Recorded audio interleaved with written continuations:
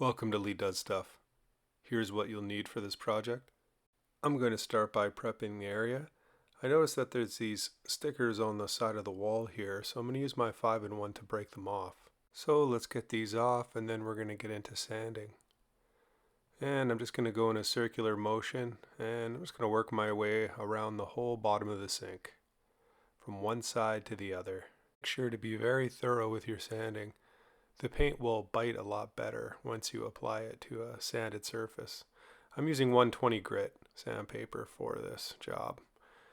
Everything's in pretty good condition, so I'm just doing a light scuff sand here before I apply the paint. Once the sanding is done, I bring out my rag to start cleaning the area. It is during this time that I notice any damages. I notice that there's hits on the hinges from a previous paint job.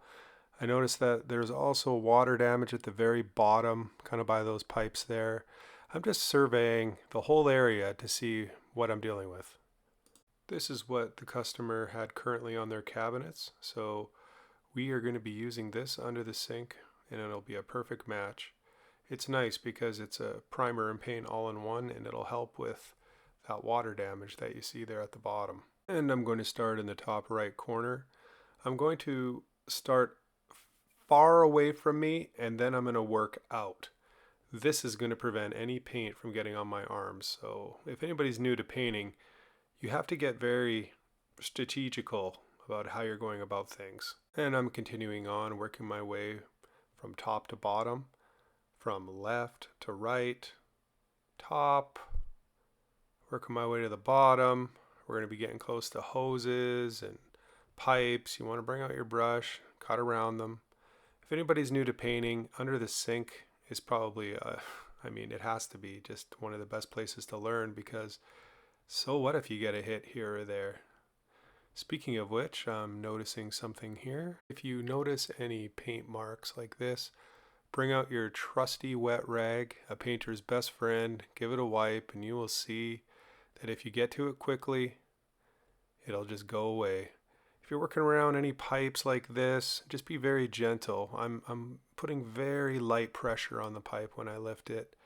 We're cutting around, doing what we need to do to get the job done.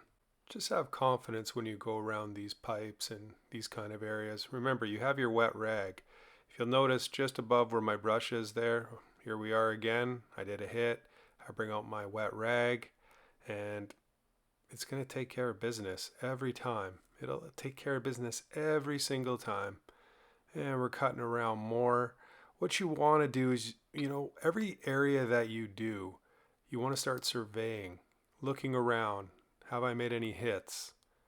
And that way, there's just never going to be an issue. Notice how I keep on working my way out. Now I'm on the side wall here, getting to the hinges. I'm going to start cutting around the hinges. Again, not a big deal. Just watch my technique. Get close. Fan out your brush. It's a little bit difficult to cut in around these hinges because there's not a lot of room to work with.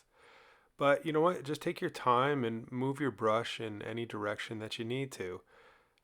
There's more than one way to cut in. There's more than one way to get a job done. You don't always have to be so rigid in your expectation of how to do a particular thing. And now I'm smoothing out everything with my whiz roller.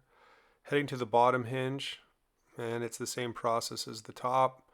Just get around it, cut around any way you can, smooth things out as we go.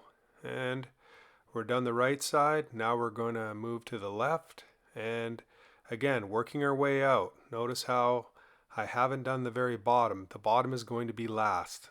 We're going to be doing these hinges. I just skip over that because it's the same process as the other side that we just did. And last but not least, we're going to be working at the very bottom of the sink. We're going to be working left to right, from back to front. And we are almost done the first coat. And we will begin the second coat after about a 2-hour break.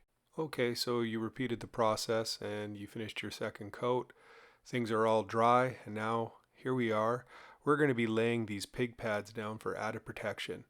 I love these pig pads. They are incredibly absorbent. Each one of these pig pads can absorb up to a quart of water, and that's right from Pig's website. Such an amazing idea to also have the pads being able to split in half for smaller areas. I mean, the pig product is just really well thought out, and it's going to prevent a lot of damage from occurring should you get a leak. Split the pig pad, and we're going to be working our way around this cross member. We're also going to use a pair of scissors, make a couple incisions, and we're going to get a nice snug fit around this post. Looks like project is going to be completed here. I would say we're pretty close. We have 2 coats of paint on, got the pig pads down. The customer is going to be very happy that we have preventative measures from any water damage occurring in the future. Thank you for watching and tuning in to Lee Does Stuff.